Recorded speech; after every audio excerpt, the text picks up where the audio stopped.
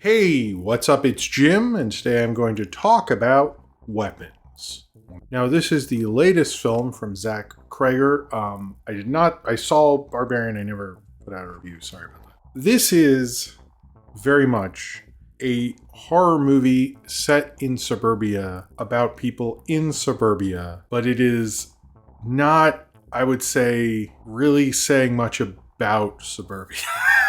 I had a lot of fun with this, and this film is very compelling. And what I like about the two films of Zach Krager's I've seen, or feature films, I guess I've seen like Whitest Kids You Know stuff from early on in the show and stuff. So I'm familiar with his Whitest Kids You Know stuff and not Miss March and the Civil War on Drugs things. Maybe I'll get to those at some point. These ones are, I would say, in a sense, he reminds me of James Wan when he did like The Conjuring and stuff like that. It also makes me think about growing up in suburbia. I grew up in suburbia right outside of Baltimore, and the feeling of it felt exactly like the suburbia I remember. I haven't lived in suburbia in a long time, but the idea that these kids could go out, wake up, and walk out of the door at 2:17 a.m., which is the whole premise and shit. You could, like, in the city, you couldn't do that. Someone would be like, "Yo, kid, where the fuck you going?" And like in suburbia, it's quiet.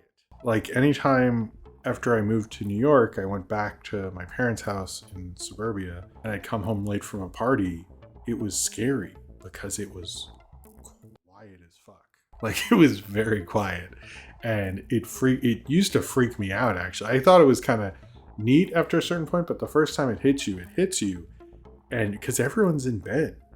Well before midnight, like well before honestly 8, nobody's really out. I mean, there are people out, but it gets like ghost town level shit. And there is a creepiness about suburbia, scariness there when you hear, and that's fucking wild. That's a wild thing to experience. And I think this delves into the creepiness. You know how you're walking through there and there's people who've had that house for, a long time, but they're like, well, why should I move? I've lived here for so long. And even though those communities definitely have their own sort of, having a family and stuff like that, but you look at those people as a kid and you're like, what are they up to? Are they doing evil seance shit? No, they're just like watching TV and like reading the newspaper. But when you're a kid, you believe that. You believe that they could be doing something evil. And this sort of plays off of the childhood fear, that fear in suburbia. Not so much the racist fear, which is there. That doesn't get into that here. But trust me, there are a lot of things with that. But, side point. But the thing with this movie is suburban dramas. And like, there was that documentary on Netflix about like the texting thing. And I was noticing that too with that film. I think it's called like Catfish Text Thing. Who the fuck cares? But the point is these suburban tales, you get enthralled in them. You love them. You love like the drama of it, the experience of it. And then afterwards, the fuck did that even mean? Was it saying anything about us as humanity? Yes, I guess. But it's not really saying anything the way like People Under the Stairs does or Jordan Peele does. And I sort of think Weapons' biggest sort of weakness as a film is the fact that you kind of think it might mean more than it does, and I don't think it does. Now, Weapons is about one day at 2:17 a.m., all these kids got up from their beds and walked out the door. And then in this one third grade class, every kid in that class except for one kid and the teacher, they were disappeared.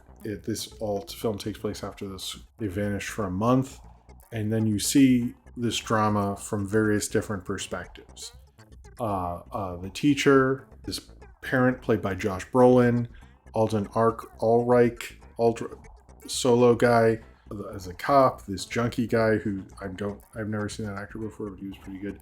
You see it from their perspectives, and you see the same scene plays out from different perspectives. You get a little bit more of the journey. It's sort of Rashomon-ish, but also very influenced by Magnolia. You're trying to figure out why these kids left and if you can find them. Now, this is sort of like what you'd imagine art house horror would be if you went to film school in the early 2000s or late 90s. because I did go to film school. I went to the same film school as Zach Craig. He was years older than me. We never really interacted at all in any meaningful way. But trust me, I was obsessed with Magnolia when I was 16, 17. I have not watched it in a long time. I've heard varying degrees of if it holds up. But this very much plays in, if you went to film school then, this is sort of what, if someone explained art house horror to you, that's what this would be.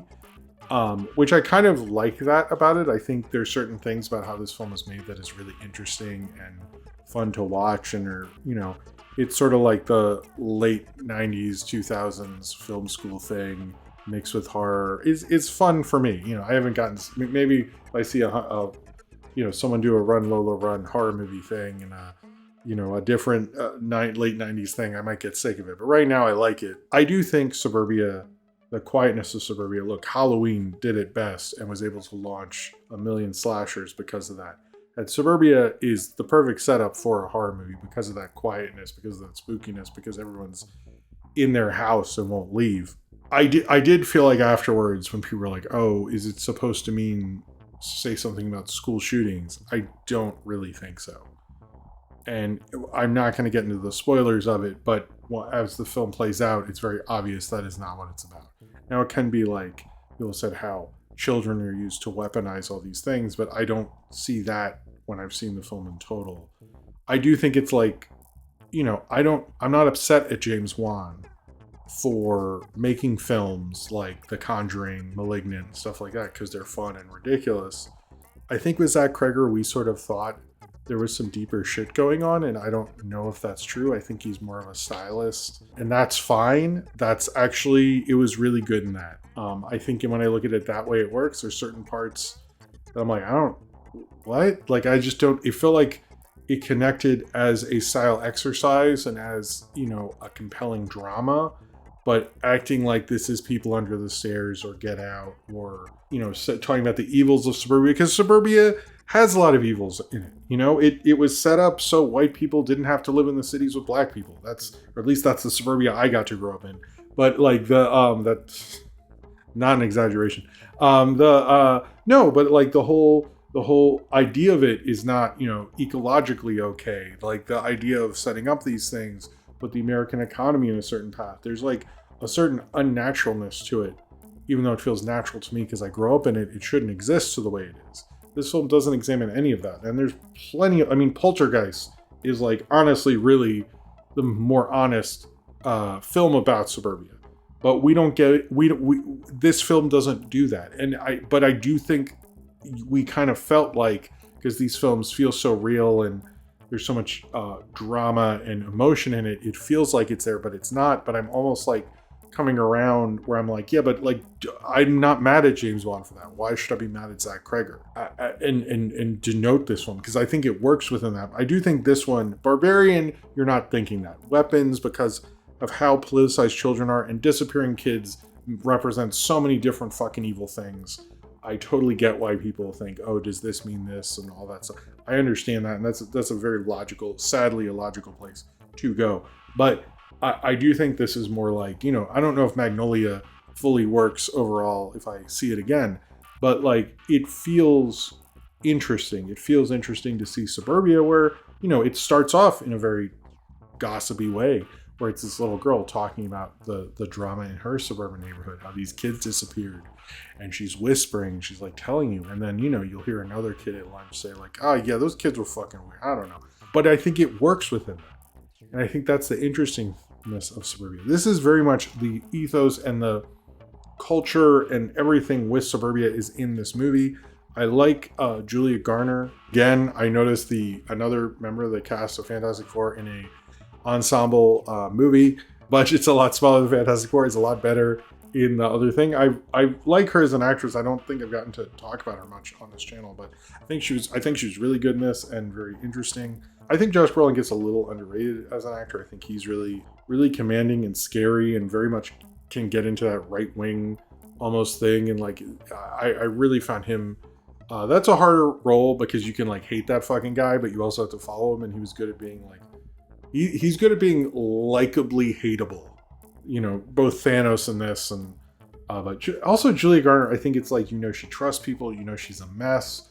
I like that she's a messy protagonist. I think that's one thing, like the horror kind of trope that, like, when everyone ripped off Halloween, or with Sidney Prescott, or have how many characters where they're messy later on because of it, but they don't start messy. They're like so well put together. That's like not interesting. I'm not well put together, so I don't want to see people like that. And I like that about her. Alden Ulrich. It sort of reminds me why I liked him in that Coen Brothers movie, and I'm glad he got a good role again because of the whole solo thing. Austin Abrams I thought was very good, as well as the kind of stoner guy. Benedict Wong I thought did a really good role. His various, it's like concerned, cautious. I feel like he ends up playing that a lot. And Amy Madigan is, yes, I agree with the Oscar talk with her. Also, this was asked before, but like the one part of this movie you think that I really liked, yes, I did, and real ones will know what that is. You can tell them in the comments. It's not a spoiler at all, but it was definitely a part that was like, people are like, there's a part that I know you'll like, and if we're talking about, I think we're talking about the same part. Yes, this is a good movie, and I like Zach Cregger. I think Barbarian surprised me and was more of a ride. This was an interesting, weird, woven kind of thing, but I thought Magnolia and the structure makes a thing feel deeper than it possibly is. And I don't know, it's kind of interesting seeing where horror has changed, because horror is like, I feel like there's always a big horror movie out nowadays, and it's pretty wild. And like I'll see, Final Destination, all this stuff, but it's weird to see, or Final Destination or A24 or all these different ones. But it's weird to see a horror movie that is using the art house thing and being a big Hollywood movie at the same time. Is like an interesting thing that I kind of don't want to just knock this as being like thinking it's deeper than it is, but I do think the Magnolia structure sort of suggests something like that, or the Rashomon structure or something like that. This is I enjoy this film. I don't think it is the best of horror, which is using horror to say something more. I don't think it does that. I don't think it means to do that, but I think it's an enjoyable blockbuster kind of horror ride. It's a really good one, and it's really good at that, and it just definitely invested me within it, and I enjoyed that about it. And I think Weapons worked really well, and I'm excited to see another Zach Cregger thing. I heard some Spielberg things. I think like how people said James Wan was like Spielberg, but Spielberg was never a horror director. He sort of hinted at it, and I can sort of see his hints, but to me this played more like someone who's watched a lot of horror like Carpenter did. But I think it's like the style of Carpenter, not the substance of Carpenter, which is what made Carpenter interesting. But it's fine to have people like this. We need to have people like this, and I think Zach Cregger is very good at it. If you compare this kind of direction to James Wan's, like, Conjuring movies were considered sort of his, like, I'm just going to make a big blockbuster now. Or his Insidious or stuff like that. You can tell Zach Cregger does that in more of an art house bent, but also like he cares about the audience. Barbarian was fun to watch because you're like, holy shit, what's going on? Why is Justin Long here? Like, part of it is the gossipy kind of fun nature of it, and that's fun to watch. I actually think that's a little more natural than watching a blockbuster, because it's using your own personal conversation or personal need for knowledge, and it kind of uses that to weave you throughout. And I found that to be a fun, interesting ride. I don't know, there are horror movies that mean stuff, much like there are movies that mean stuff. And then there are some that are just an enjoyable time in the theater, and I can go like this and blah and stuff like that. Sorry to the people who chose to sit next to me, I guess. I have enjoyed that about horror too.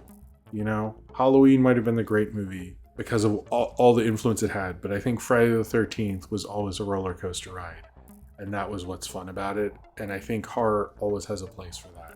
Weapons is a film that wants you to think it's a lot deeper than probably it is, but ultimately it's a fun roller coaster ride. And maybe the Magnolia thing makes it feel like it's more art house and all that, but I think when we're sitting there watching it, I just think that's like a cover, a presentation idea, but not an idea because, he's using it to say something. He's using it to weave and get you in. And there's different ways directors do that, and I think it was an interesting way to do it, but I don't think it means anything more than having a really cool time at a horror movie. And in a sense, there's nothing wrong with weaponizing that. So if you have seen weapons and would like to talk about it, then comment below in the comments and subscribe if you would like to.